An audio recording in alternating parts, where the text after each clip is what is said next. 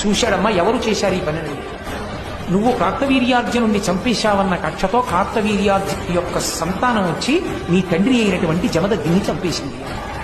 వెంటనే ఆయనకి కోపం వచ్చి, అమ్మా ఈ క్షత్రియులు దురహంకారులు, భూమిని పరిపాలించవలసినటువంటి క్షత్రియులు యుక్తాయుక్త విచక్షణ లేకుండా ప్రవర్తిస్తున్నారు. ఒకప్పుడు ఆతిథ్యం పొంది ఆవుని ఎత్తుకుపోయారు. ఆవుని ఎత్తుకుపోతే నేను ఆవుని విడిచిపెట్టమని అడిగితే బ్రాహ్మణుడు వెర్రివాడు చంపేసేయమన్నాడు.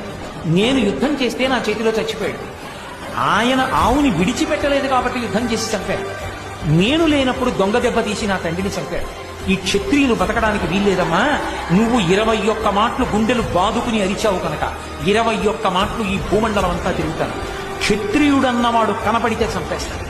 గర్భస్థ పిండమై ఉన్నా కూడా విడిచిపెట్టాను, శిశువు అయినా కూడా విడిచిపెట్టాను. క్షత్రియుడన్నవాడు ఈ భూమి మీద ఉండడానికి వీల్లేదు. ఆయనలో ఉన్నటువంటి శివకేశవుల యొక్క ఆవేశం బయటకు వచ్చింది. 21 మాటలు భూమండలం అంతా తిరిగి క్షత్రియులన్న వాళ్ళని విడిచిపెట్టకుండా స్మరించి ఈ నెత్తురంతా తీసుకెళ్లి కురుక్షేత్రంలో 5 ప్రథములు తవ్వాడు. 5 చెరువులు తవ్వి 5 చెరువులు ఈ క్షత్రియుల యొక్క నెత్తుటితో నింపాడు. వాటిని శమంతక పంచకం అని పిలుస్తారు. 5 నెత్తుటి చెరువులు చేసి 5 నెత్తురు తీసి తండ్రికి పితరులకు తర్పణం చేశాడు.